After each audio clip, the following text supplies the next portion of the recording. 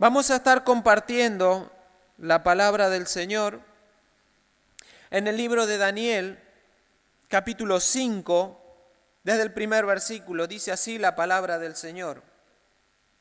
El rey Belsasar hizo un gran banquete para 1000 de sus príncipes, y en presencia de él, de los 1000 bebían vino. Belsasar, con el gusto del vino, mandó que se trajesen los vasos de oro y de plata que Nabucodonosor su padre había traído del templo de Jerusalén, para que bebiesen en ellos el rey y sus grandes, sus mujeres y sus concubinas. Entonces fueron traídos los vasos de oro que habían traído del templo de la casa de Dios, que estaba en Jerusalén, y bebieron en ellos el rey y sus príncipes, sus mujeres y sus concubinas. Bebieron vino y alabaron a los dioses de oro, de plata, de bronce, de hierro, de madera y de piedra. En aquella misma hora aparecieron los dedos de una mano de hombre que escribía delante del candelero sobre el encalado de la pared del palacio real. Y el rey veía la mano que escribía. Entonces el rey palideció y sus pensamientos lo turbaron y se debilitaron sus lomos y sus rodillas daban una contra la otra. Versículo 25. Y la escritura que trazó es Mene, Mene, Tekel, Uparsin. Y esta es la interpretación del asunto. Mene, contó Dios tu reino y le ha puesto fin. Tekel, pesado has sido en balanza y fuiste hallado falto. Y atención a este versículo porque de esto se trata el mensaje del día de hoy. Pesado has sido en balanza y fuiste hallado falto. Pérez, tu reino ha sido roto y dado a los medos y a los persas. Entonces mandó Belsasar vestir a Daniel de púrpura y poner en su cuello un collar de oro y proclamar que era el tercer señor en el reino. Y la misma noche fue muerto Belsasar, rey de los caldeos, y Darío de Media tomó el reino, siendo de 72 años. Conocemos muy bien esta historia, conocemos lo que ha pasado. Vemos que después de que el rey firmó el decreto, aquel que elevó a Daniel, la profecía se cumplió y dice aquella misma noche fue muerto.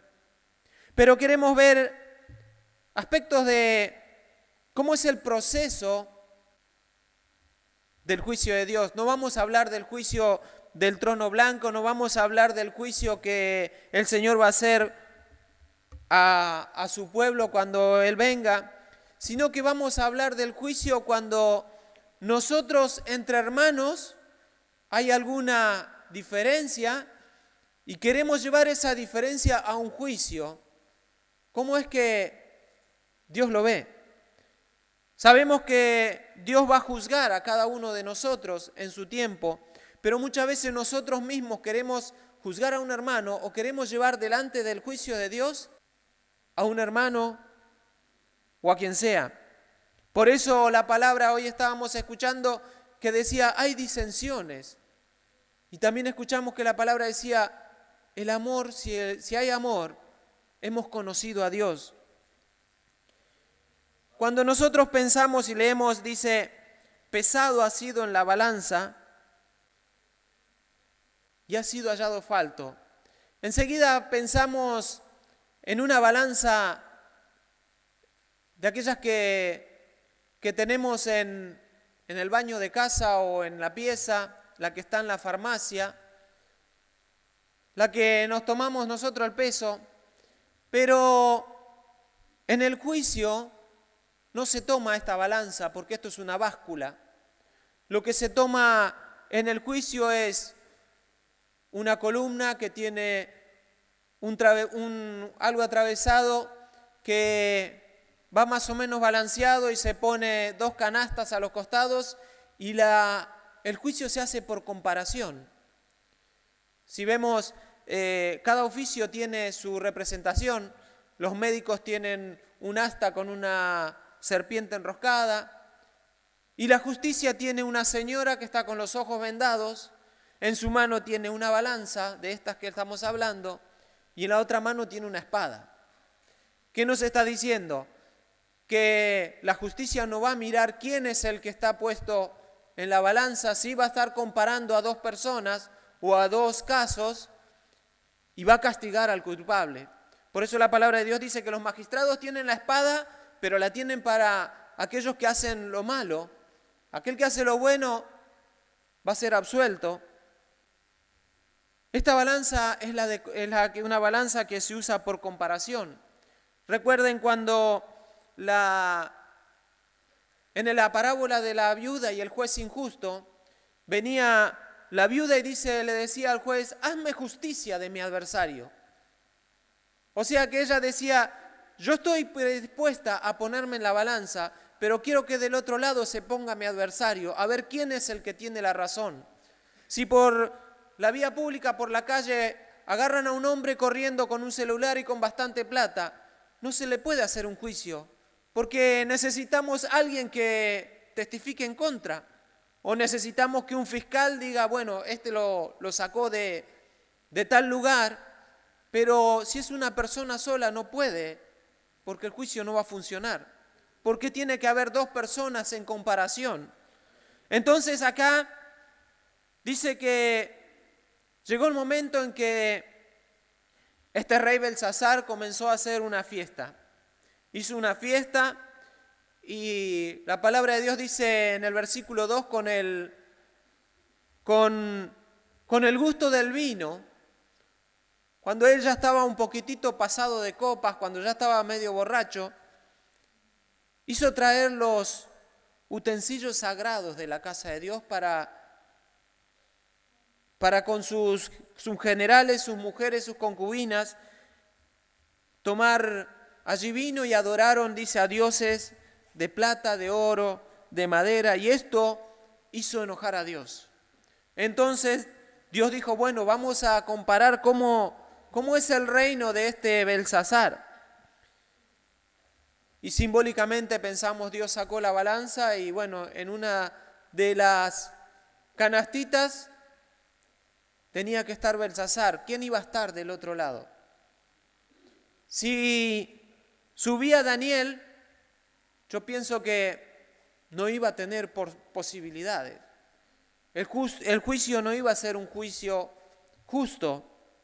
Pero mire la palabra de Dios, el versículo 18, Daniel le estaba dando la explicación a este rey Belsasar y le dice, el altísimo Dios, oh rey, dio a Nabucodonosor tu padre el reino, la grandeza, la gloria y la majestad. Y por la grandeza que le dio, todos los pueblos, naciones y lenguas temblaban y temían delante de él. A quien quería mataba y a quien quería daba vida. Engrandecía a quien quería y a quien quería humillaba. Mas cuando su corazón se ensoberbeció y su espíritu se endureció en su orgullo, fue depuesto del trono de su reino y despojado de su gloria, y fue echado entre los hombres, fue echado entre los hijos de los hombres, y su mente se hizo semejante a la de las bestias. Con los asnos monteses fue su morada, hierba le hicieron comer como buey, y su cuerpo fue mojado con el rocío del cielo, hasta que reconoció que el Altísimo Dios tiene dominio sobre el reino de los hombres y pone sobre él a quien le place. Y tú, su hijo Belsasar, no has humillado tu corazón sabiendo todo esto. Ahí la palabra de Dios nos dice, ¿con quién fue comparado este rey Belsasar? Fue comparado con su padre. Fíjese que qué juicio tan justo. Eran los dos de la misma raza, los dos del mismo pueblo, los dos tenían el mismo idioma, los dos tenían el mismo oficio, estaban reinando, los dos tenían la misma sangre. Y allí en la balanza fue puesto Belsasar y Nabucodonosor. ¿Cuál fue el resultado? Belsasar fue pesado y fue hallado falto. No llegó ni a ser como su padre, tenía que ser mejor, pero no llegó a dar la talla ni de su padre. porque su padre se humilló y reconoció a Dios, pero él, sabiendo todo lo que le pasó a su padre, dice que no reconoció a Dios. Y allí dice, fue dada la sentencia, su reino fue dividido y esa misma noche perdió la vida. Pero esto no es un hecho solamente aislado. Siguiendo en el Antiguo Testamento, libro de Números, capítulo 12, versículo 1 y 2, dice la palabra del Señor: María y Aarón hablaron contra Moisés a causa de la mujer cusita que había tomado, porque había tomado mujer cusita. Y dijeron, ¿solamente por Moisés ha hablado Jehová? ¿No ha hablado también por nosotros? Y lo oyó Jehová. Cuando Moisés estaba dándoles al pueblo la ley, todavía no estaba escrita, entonces ellos cada sábado que se reunían, él les recordaba la ley, le decía, y entre una de las leyes que decía, no se puede tomar, recuerden que no pueden tomar mujeres extranjeras. Cada uno tiene que casarse con una hija de Israel, y no solamente con una hija de Israel, sino que cada uno tenía que casarse con alguna de su misma tribu. Los de la tribu de Dan se tenían que casar con las mujeres de Dan, los de Neftalí con los de Neftalí, y si alguno se casaba con de otra tribu, perdía la herencia de aquella tribu. Pero y así repetía, venía a la próxima asamblea, al próximo sábado, y les recordaba que no tenían que tomar mujeres extranjeras. Y llegó un momento en que murió Séfora, la mujer de Moisés, y él tomó una mujer cusita. Mujer cusita deriva de lo que es ahora Etiopía, quizás una mujer morena de piel. Y María y Aarón, los hermanos de Moisés, quisieron juzgarlo. Dijeron, Moisés ha cometido una transgresión. Las razones eran ciertas, porque la Biblia de Dios dice que es verdad que él había tomado una mujer cusita, porque la Biblia no esconde nada. Las razones de María eran verdaderas, y sí Dios hablaba por María porque ella era profetisa, y sí Dios hablaba por Aarón porque Dios le hablaba a Moisés y Moisés era el que hablaba al pueblo. No era mentira lo que estaba diciendo. Muchas veces pensamos que porque nosotros hablamos y es verdad, no es que Dios acepta, estamos murmurando. Y en este asunto dice que Moisés era tan manso que ni siquiera él se quería defender. Pero vemos que dice el versículo 3, salió Dios a defender a Moisés. Dice el versículo 3, y aquel varón Moisés era muy manso, más que todos los hombres que había en la tierra. Luego dijo Jehová a Moisés, a Aarón y a María, salid vosotros tres al tabernáculo de reunión. Y salieron ellos tres. Entonces Jehová descendió en una columna de nube y se puso a la puerta del tabernáculo y llamó a Aarón y a María, y salieron ambos. Y él les dijo, oíd ahora mis palabras. Cuando haya entre vosotros profetas de Jehová, le apareceré en visión o en sueños hablaré con él. No así mi siervo Moisés, que es fiel en toda mi casa. Cara a cara hablaré con él, y claramente, no por figuras, y verá la apariencia de Jehová. ¿Por qué pues no tuviste temor en hablar contra mi siervo? Entonces la ira de Jehová se encendió contra ellos, y se fue. Y la nube se apartó del tabernáculo, y aquí María estaba leprosa como la nieve. Y miró a Aarón a María, y aquí que ella estaba leprosa. Ellos, Aarón y María, murmuraron contra Moisés. Y ellos dijeron, Señor, queremos que juzgues a Moisés, Porque nosotros también somos siervos, nosotros también hablamos al pueblo, nosotros también Dios nos usa, pero Él tuvo una falta. Él cometió algo que no tenía que cometer. Y así es como juzgamos nosotros. Nosotros queremos juzgar al hermano por una sola acto que él ha hecho. Porque se equivocó y decimos, Dios, juzgalo al hermano porque el día lunes a las 6 de la tarde se enojó conmigo y me habló mal, me gritó.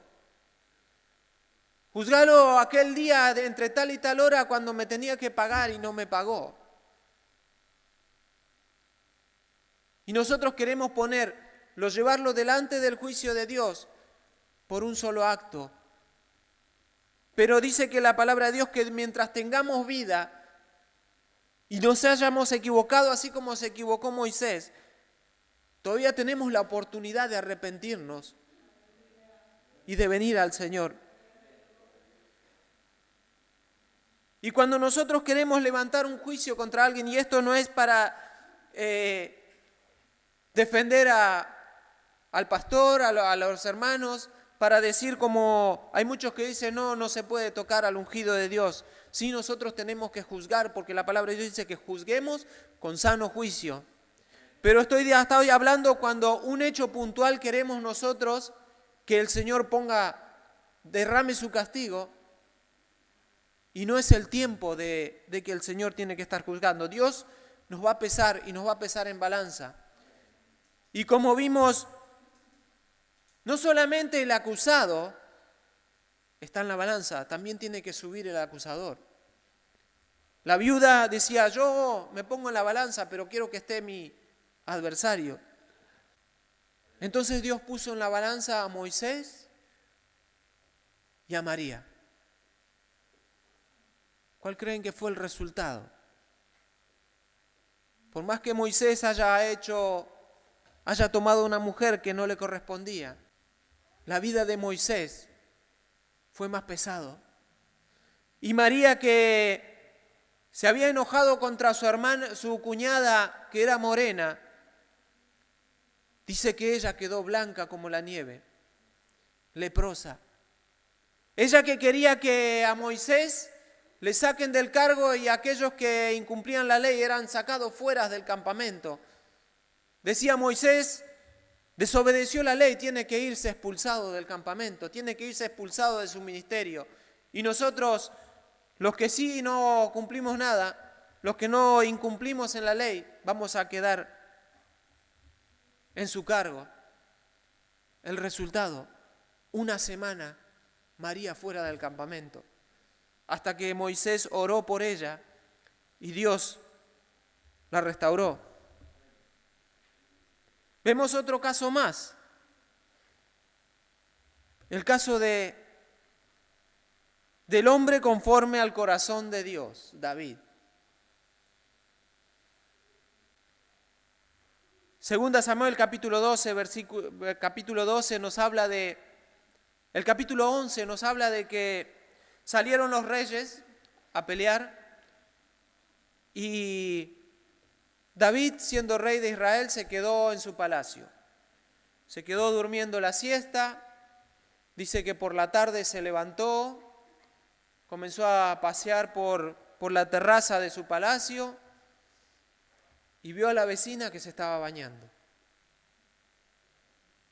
Entonces a él le llamó la atención, la mandó a llamar, le dijeron, mira que esta es la mujer de Urías, está ya en la guerra peleando. Él la llamó a su palacio, vino Betsabé al palacio, esa noche tuvieron relaciones, pasó esa noche, la mandó a su casa, al tiempo Betsabé le manda el mensaje al rey David diciendo, David, mire que estoy embarazada. David comenzó, dice, bueno, vamos, esto de alguna forma tenemos que buscar la estrategia para que no se note, ya sé. Vamos a llamar a Urías que venga a traerme el informe de la batalla y lo vamos a hacer ir a su casa y le vamos a endosar el hijo de David a Urías. Vino Urías, le dio el informe al rey. El rey le dijo, bueno, ahora que tengo todo el informe, hicieron una cena, le dio provistas, dice, de la mesa del rey, vaya a su casa y duerma tranquilo. Pero Urías no subió a su casa. Dice que Urías se quedó a la puerta del palacio durmiendo con los sirvientes. Al otro día le dijeron a David, mirá, tu plan no resultó, este muchacho se quedó, no fue a su casa, sino que se quedó en la puerta del palacio con los esclavos, con los sirvientes. Entonces David lo mandó llamar de vuelta y le dice, ¿por qué no subiste a tu casa? No, ¿cómo voy a subir a mi casa? Le dice Urías, si todo mi pueblo está durmiendo en carpas allí con el peligro de la batalla, están peleando por nuestra nación y yo voy a estar durmiendo tranquilo en casa con mi señora, que nunca así acontezca. Entonces David dice, bueno, vamos a hacer una fiesta, vamos a hacer una cena. Otra vez vino Urías, le dio a beber vino y le insistía hasta emborracharlo. Entonces David dijo, ya está, ya tenemos la coartada perfecta, lo mandamos a su casa, el borracho ni se va a acordar si qué es lo que pasó esa noche y queda todo tapado. Pero este Urías, borracho y todo, se quedó durmiendo nuevamente en la puerta del palacio. Porque nosotros cada estrategia que vamos a hacer para tapar el pecado, Dios lo va a sacar a luz.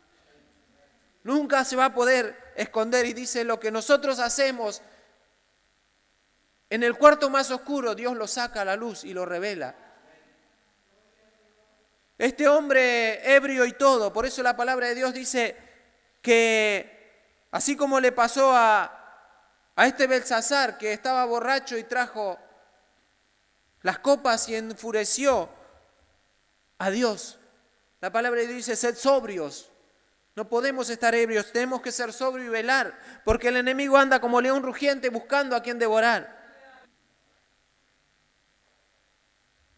Bueno, este hombre no hizo lo que el rey le encomendó, entonces el rey escribió una carta, le dijo al general Joab, mirá, acá va Urías, pónganlo cerca de la muralla donde los arqueros que están con la flecha van a tirar, donde es más dura la lucha, para que él muera. Y lo despachó.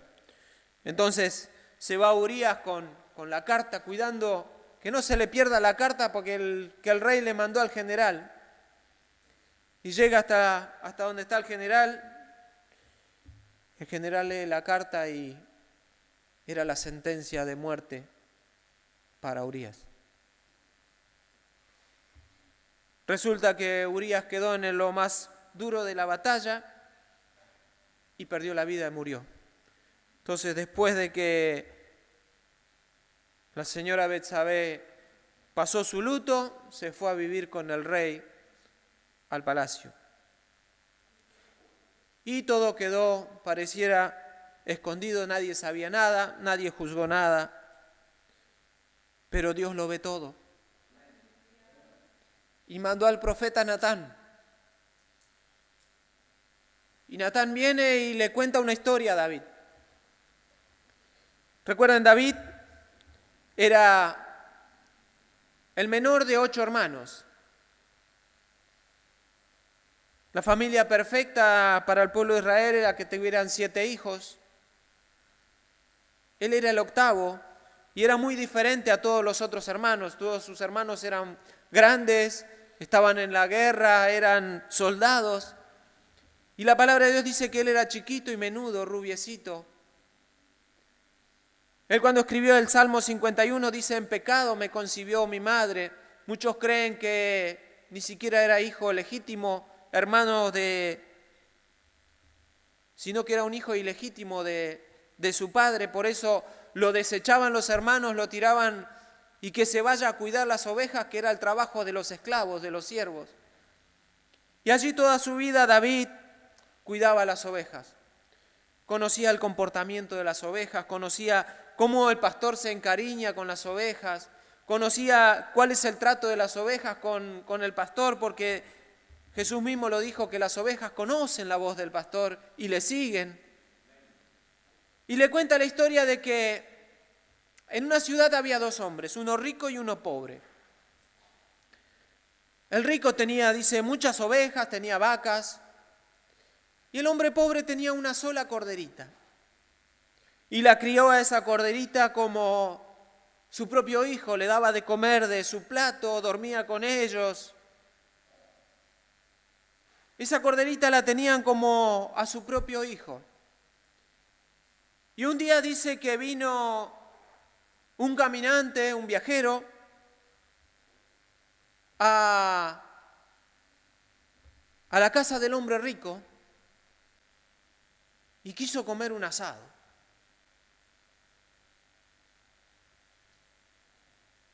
Y dice que el hombre rico no quiso matar ninguno de los corderos que tenía en su ganado, en su poder, y fue y tomó la única corderita de aquel hombre pobre. Y le preparó el asado, le preparó el sándwich.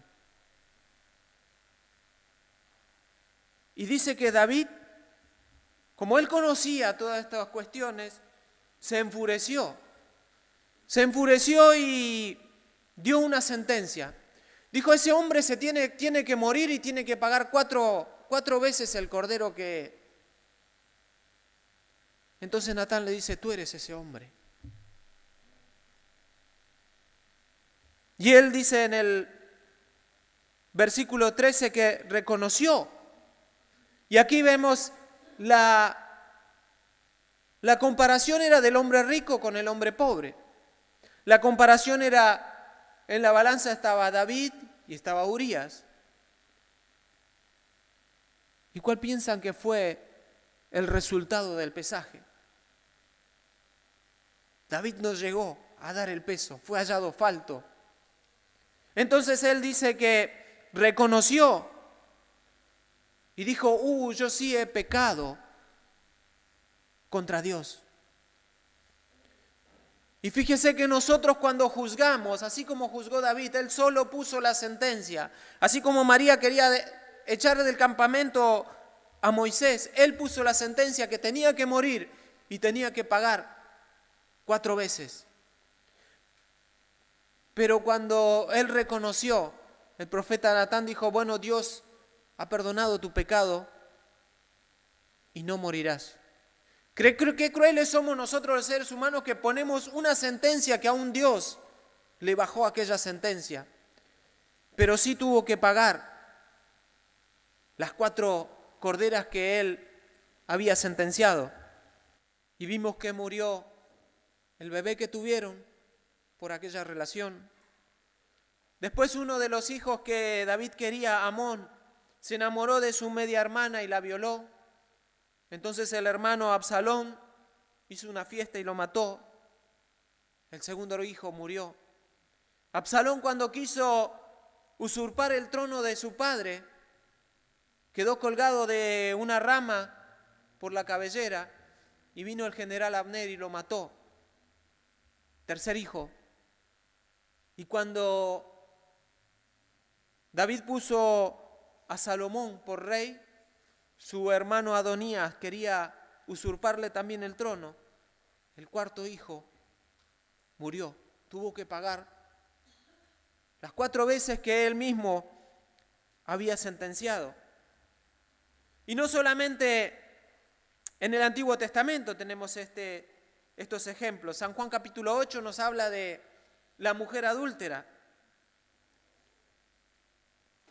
Unos hombres, los principales, los fariseos, habían encontrado a una mujer teniendo relaciones con alguien que no era su esposo. Y lo bueno es que lo trajeron a Jesús, sabiendo de que Jesús es el juez justo. Y la pusieron delante de Jesús y le dijeron, ¿qué vamos a hacer con esta mujer? La ley de Moisés dice que tenemos que apedrearla. Si él no cumplía la ley, podían apedrear a los dos, a Jesús y a la mujer, por no cumplir la ley. Pero simbólicamente Jesús sacó la balanza y dijo: el que esté libre de pecado, el que no pecó, tire la primera piedra. Entonces allí en la balanza se subió la mujer y comenzaron a pasar los acusadores. Como es un tema de que sí había pecado, aquí no hay uno que pese más que el otro, pero lo que se demostró es que los acusadores eran tan pecadores como aquella mujer. Jesús le dijo: ve y no peques más. La palabra de Dios dice que Jesús es el único juez designado por el Padre. San Juan capítulo 5, versículo 22 dice: porque el Padre a nadie juzga, sino que todo juicio dio al Hijo. Segunda Timoteo capítulo 4, versículo 1. El apóstol Pablo escribía y decía: te encarezco delante de Dios y del Señor Jesucristo, que juzgará a los vivos y a los muertos en su manifestación y en su reino. Hechos capítulo 17, versículo 31. Por cuanto ha establecido un día en el cual juzgará al mundo con justicia, por aquel varón a quien designó, dando fe a todos con haberle levantado de los muertos.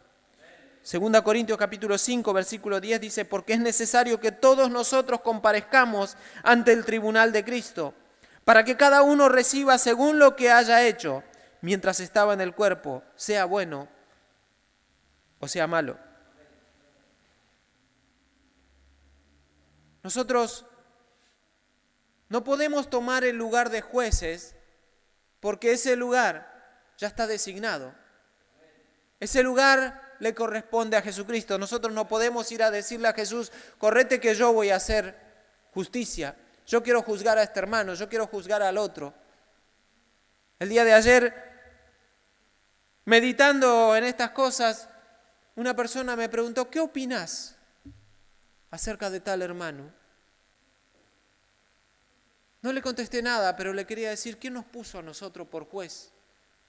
Como dijo Jesús, nosotros no podemos juzgar, porque así como María quería juzgar a Moisés, nosotros no conocemos la vida de nuestro hermano. Nosotros podemos ver por afuera y queremos juzgarlo por lo que vemos.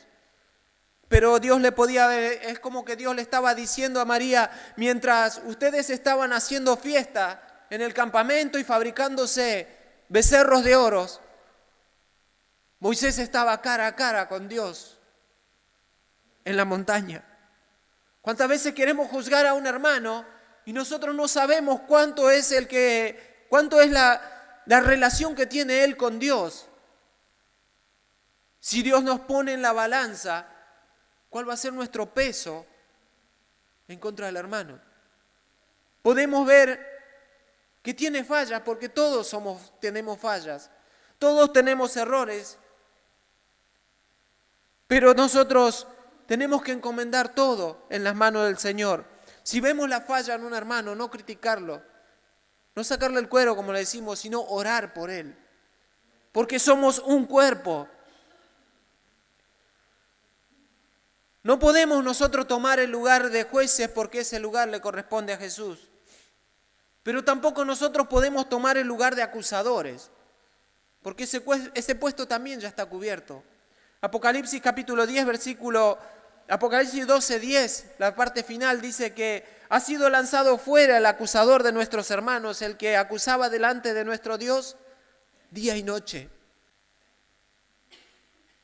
En Corintios estábamos leyendo el día de hoy que hay entre vosotros divisiones, hay entre vosotros contienda, le di a la hermana, y unos a otros se estaban acusando, cuando eso no puede haber en el pueblo de Dios. Tiene que haber armonía. Mire lo que dice Mateo capítulo 5, versículo 21. ¿Cuántas veces leímos y no le prestamos atención? Lo pasamos por alto. Dice Mateo 5:21, oíste que fue dicho a los antiguos, no matarás, y cualquiera que matare será culpable del juicio. Eso es lo que decía antes. Pero Jesús dice, pero yo os digo que cualquiera que se enoje contra su hermano será culpable del juicio. Cualquiera que diga necio a su hermano será culpable ante el concilio.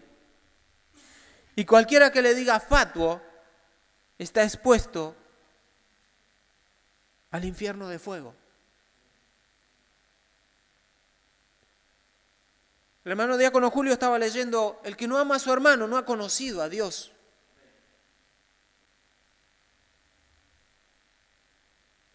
Entonces nosotros debemos de procurar la unidad. Jesús cuando oraba decía, Padre, te pido que ellos sean uno como tú y yo somos uno. Y en la iglesia al día de hoy hay divisiones. En la iglesia al día de hoy hay hermanos que están peleados. Hay hermanos que porque se enojaron unos con otros, entonces si lo ven venir por la calle cruzan de vereda. Y si el hermano está de este pasillo, pasan por el otro pasillo. Y después vienen a la iglesia, vienen a la casa de Dios, queriendo traer su ofrenda, su alabanza, su adoración. Y Jesús dijo, si traes tu ofrenda y te acuerdas que estás peleado con tu hermano, no des tu ofrenda porque Dios no la va a recibir. Andá y arreglá primero con tu hermano. Y después vení y ofrecé tu ofrenda a Dios. No puede ser que en el pueblo de Dios haya gente que esté peleada.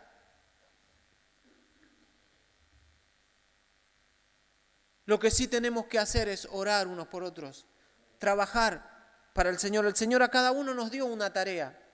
¿Cuál es la tarea que te dio para trabajar en el reino de Dios? Hay algunos que están predicando, otros entregando tratados. Si no encontrás cuál es tu tarea, podés estar orando. Que el Señor respalde a los que están predicando. Que el Señor mueva esa palabra y esa palabra pueda caer en el corazón y que el Espíritu Santo pueda usar esa palabra para transformar a las personas. Nosotros no estamos en la casa de Dios para quedarnos sentados cruzados de brazos, sino nosotros cada uno, así como en un cuerpo tenemos muchos miembros y cada miembro tiene su tarea específica. Dios quiere que nosotros hagamos esa tarea. En Hebreos capítulo 6, versículo 10 dice, Dios no es injusto para olvidar vuestras obras y vuestro trabajo. El día que nos toque pasar por aquella balanza, va a pesar lo que hicimos nosotros para el Señor. Y yo recuerdo, no estoy hablando acerca de el juicio cuando el Señor juzgue a cada uno de nosotros, sino es cuando nosotros entre los seres humanos nos queremos acusar unos a otros. Muchas veces leemos Mateo 7:7, pedid y se os dará, buscad y hallaréis, llamad y se os abrirá. Qué hermosa promesa que nosotros pidamos y Dios nos responda, que nosotros busquemos y encontremos de parte del Señor. Pero no podemos llegar a Mateo 7:7 si no pasamos por Mateo 7:1, que dice, no juzguéis para que no sean juzgados. Y con la misma vara que medís vas a ser medido. En la misma balanza que querés subir a tu hermano vas a subir vos. Porque esa es la justicia. Este mensaje no es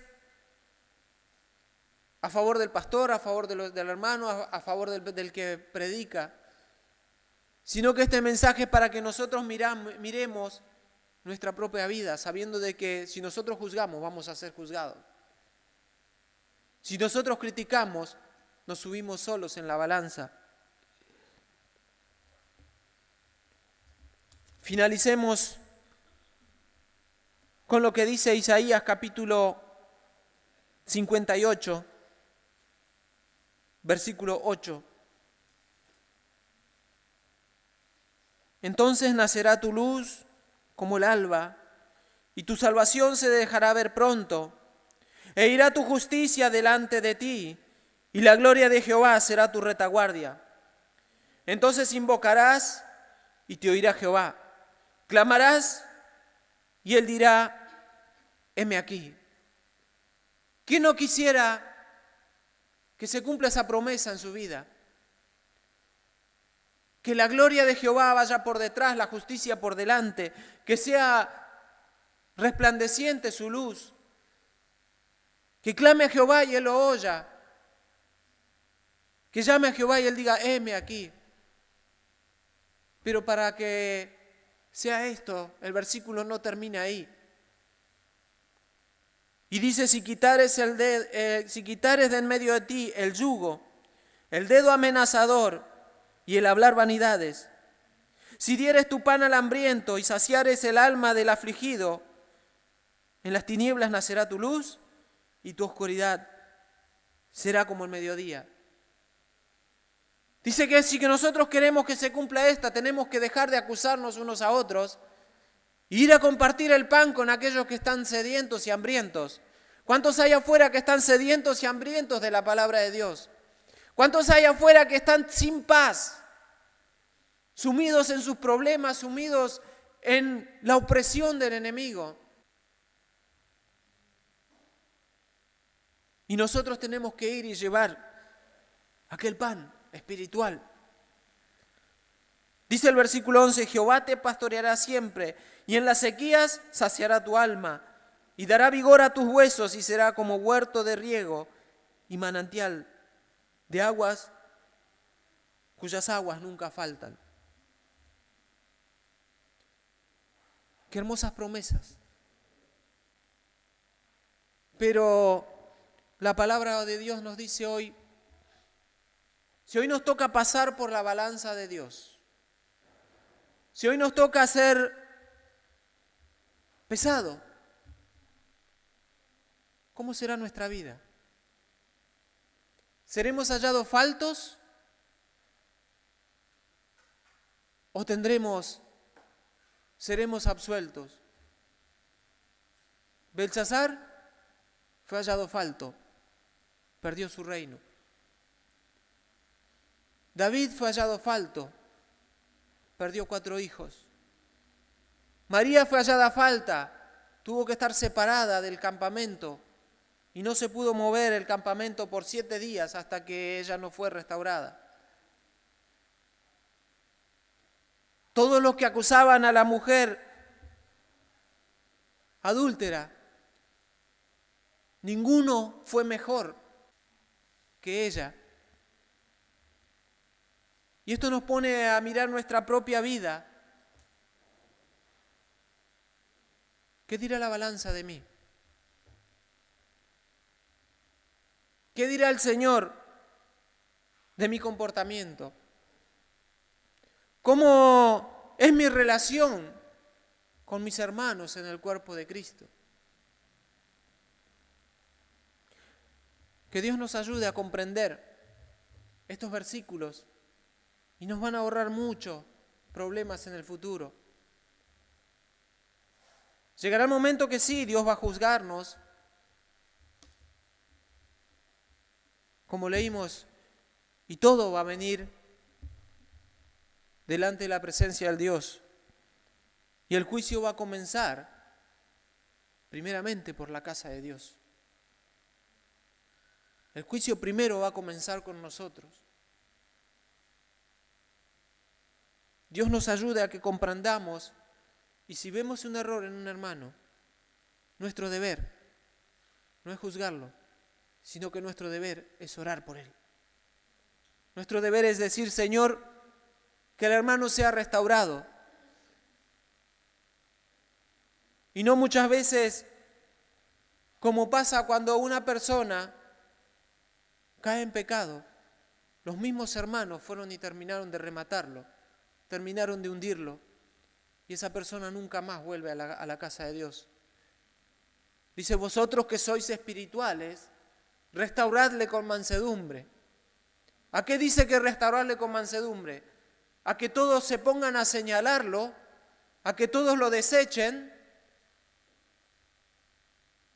o traerlo a los pies del Señor, decirle, estar orando uno por otro, estar diciéndole que el Señor lo restaure, que el Señor perdone sus pecados, que el Espíritu Santo le vuelva el gozo de la salvación.